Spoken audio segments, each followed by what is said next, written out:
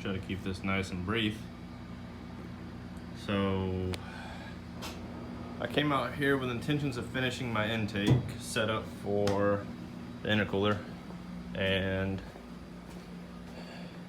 as Forrest Gump says, I'm not a smart man.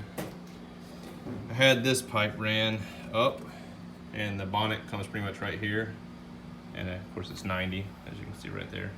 And I was planning on just 90ing it this way, and I just had a 90 coupler, and I got it all finished and buttoned up, and then I looked at it with the 90 sitting right here, and I was like, no way in hell that hood's shutting. So I had to take that back off, put a shorter pipe down here, and I ordered a 45. I cannot find for the life of me a 3.5 inch, which is what that is, to 3 inch 45 reducer coupler on Amazon. I could probably get them on eBay or somewhere, or pay top dollar for a name brand one, but I want to get Amazon just because they're fast delivery, and I want to get this done and to my welder to tack, or to not tack up, but to weld up. So what I'm probably going to do, I did order a 45 3 inch to 3 inch. When that comes in, I'll put that on here, and I'll pop a piece of pipe on the other end. And what I'll probably end up doing, because I do have a 3.5 to 3 inch coupler, I'll see if I can get it angled cut, kind of like pie cut-ish. And I'll have a little piece made that'll be straight, and then it'll have an angled cut, and it'll just come straight out and then go down into a 45 right here. So once I get the 45 coupler, I'll know exact angle to mate it up. So this will be a piece, and there'll be a coupler here, coupler at the intake, coupler here. There's a coupler right here, and there's one right here. On the other side, it's here, which I'm gonna have to tighten it perfect so it's not touching that exhaust. These silicone couplers should handle like 400 degrees, and I'm hoping with it having wrap on it, it's not a problem. If it is, I'll have to come back and weld a 90 right here, kind of like how this is, and then either keep this one solid piece or cut this and put a coupler here or something, or couple it somewhere else. But it probably wouldn't be a bad idea to have it one solid run. It wouldn't be too bad, because it just comes down this way, loops, and then goes straight up to the turbo, which there, it's just straight run. Yeah, it's a reducer right here. And I did get new clamps in, so I have a clamp for this, which is just loose right now, and I have the clamps over there, right there on the box. Anyway, so that's an issue that I'm waiting on. That'll hopefully be here by the end of the week. I don't remember if I mentioned in the video, but someone made a comment about it, and yes, this radiator is a problem, mainly because of how tall it sits. Right now it's resting on the core support on the inside, on this lip down here, which you probably can't see. Yeah, that little lip on the back of the core support. Bottom tank is sitting on that, so the radiator can't go down any unless I cleared that lip, or of course I could cut the lip off and then drop it down. Don't really want to do that, because the actual core fits this opening perfect. You can't see the bottom because of the intercooler, but the bottom fits it perfect. Probably can't see down there. But anyways, it fits this cutout exact. So this cap barely touches the hood, as it's like flush on each side. So I'm gonna get noise from that, and it's gonna rub. This is aluminum, this hood is steel. Most likely this is gonna start rubbing flat. I don't know if I wanna just say screw it, run it, because this radiator probably won't stay forever. I'll probably end up buying an actual good one later on instead of this eBay special. I might see if I can find another cap that sits lower, because this billet is actually, it's a steel cap inside. I actually tried to see if I could separate it. I'm pretty sure it's like epoxied on or something. But it's a steel cap with a billet over the top of it. And yeah, it's cool. Oh, it's not cool, it's just water.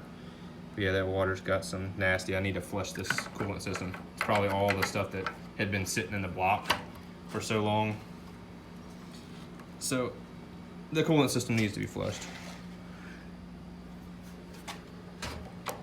And it will get done once I get this thing pulled out in the yard, because it's just water in here. It's not any coolant, like I said, so I'll just drain it, put a hose on it, and flush the whole thing out, and then fill it back up with actual coolant. And that way it'll keep it lubricated and won't rust or anything. So anyways,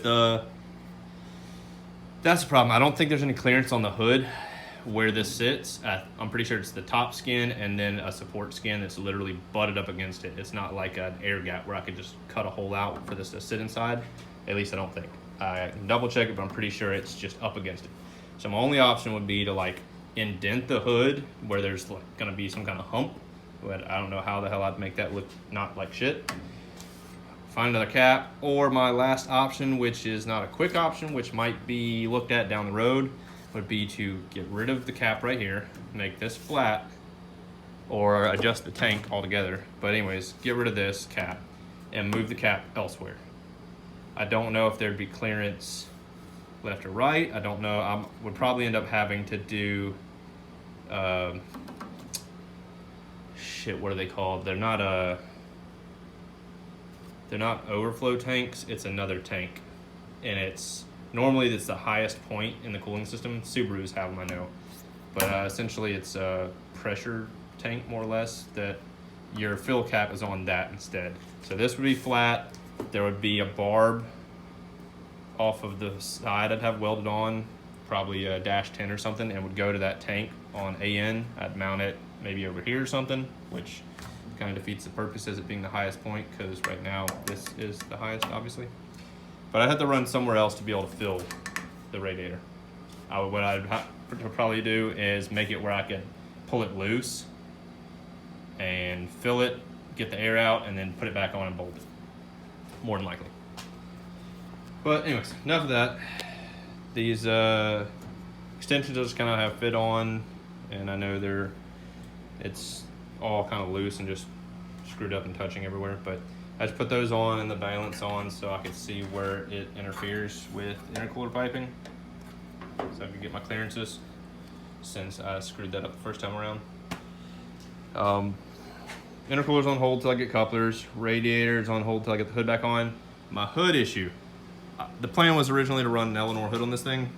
I thought I had one bookmarked of a standard length, non-Shelby length Eleanor hood. Now all I can find is fiberglass ones. I'd like to avoid fiberglass because I know it's not going to fit perfect when I get it, and I'm going to have to do a lot of work to it to get it to fit right. Not to mention my shocks for my hood hinges are rated for steel, and I would either have to get rid of them and use a hood prop rod or order new shocks. I don't know how much those are, haven't priced them.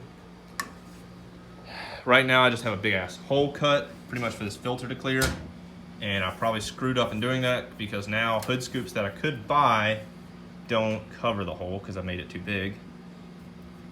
Because originally my plan was to put an Eleanor scoop on it, and an Eleanor scoop is wide. I already knew it was wide. What I didn't account for is the length. The damn things are like 40 inches long. To give you an idea, this cowl to like here is about 40 inches. The blinker indicator cutouts on my hood are like here. The hood scoop would overlap it, and I have no clue how I'd blend that and not make it look like shit. So that fiberglass Eleanor scoop is out. Options are buy some other kind of scoop. I don't really like standard air scoops. They're very slim amount that would cover the big ass hole that I cut, and most of them are monstrous. So I don't really want that. I'm keeping my indicators, so those are going to be here. I'm already have to blend around those. Other option would be to try to fabricate one out of steel and not make it look like shit, because most of the ones I've seen fabricated are just like straight wall up, straight across, straight wall down, and the back is sometimes curved. Sometimes it's just straight wall down. But anyways, I thought about making my attempt towards making my own steel Eleanor hump. I can't start on that until I have the intake stuff done to make sure I will clear it. I'm probably gonna start fabricating a mock-up out of cardboard just to get a model and have it taped together. That way I could take it apart, lay the cardboard sheets down, trace them out, cut them, and then I can weld it all together. And then I'll just blend it and throw a little fiberglass kitty hair and bond over that and smooth it as best as possible, and hopefully it won't look like crap.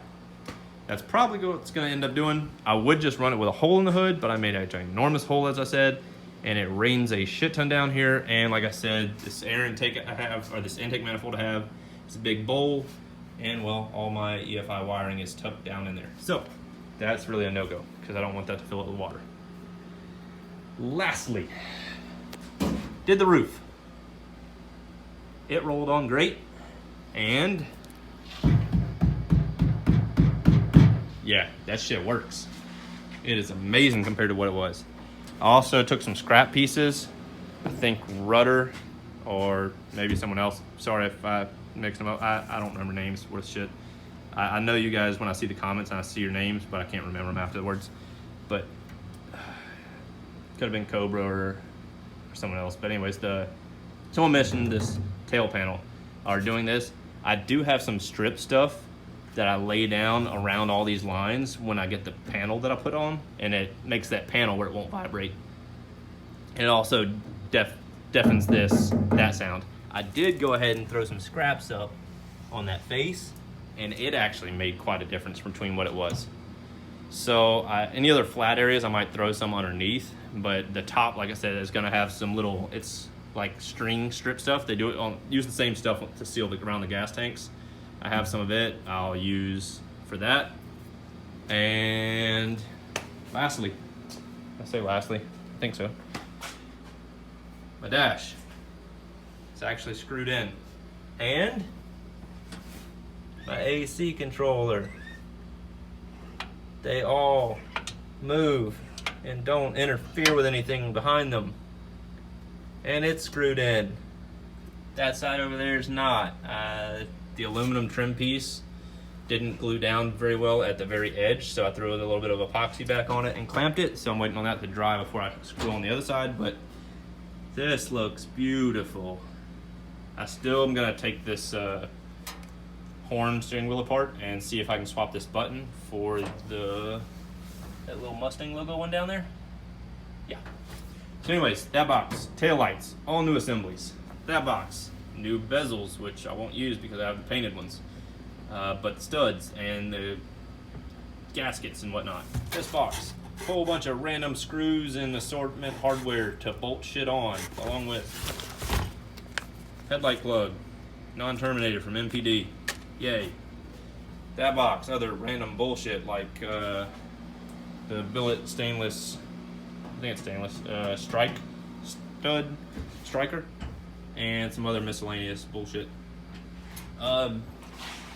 These up here, if someone can confirm, pretty sure these top screws also screw into the dash and hold the dash down. They might just screw into it just to protect the screws or just to cover them up. But I was thinking the dash pad actually has a retainer as well that lines up, but maybe not. Maybe it just tightens down on these little clips. Don't know. Anyways, all the dash assembled. I have to strip the glove box and the lighter thingamabob. I also never ran a wire from a fuse block to that lighter. So I might use the radio one for the time being because I don't have a radio yet. Don't know if I'll need a phone charger or not, but I wouldn't mind having that hooked up. And I do have the wire just tucked away into the dash somewhere, so I might wire that into that for the time being. But yeah, here's the aluminum piece clamp that I was talking about. Yeah, looks pretty good.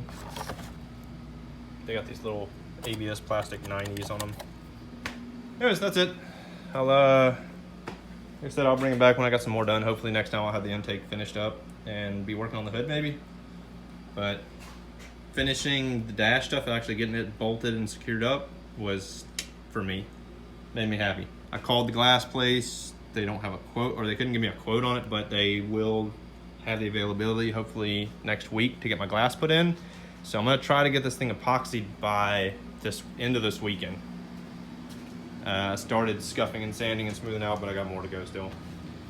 I'm gonna throw another coat of paint on these buckets, or headlight housing things. And I gotta start going over the few things I have missed, miscellaneous, random stuff that I might have forgotten that I need to order and whatnot. But I really, really hope I can figure out something with this hood. Or else I might be rolling with the hood not being flush with the fenders. I might have to raise these bumpers up and have my hood pins raised as well, just to keep them from, or keep the hood off of this until I can figure out something to do with it. Don't know. And then of course I could shim the back if I needed to with washers. All right, made it the video long again, sorry. I'm terrible at that. All right guys, thanks for watching. Later.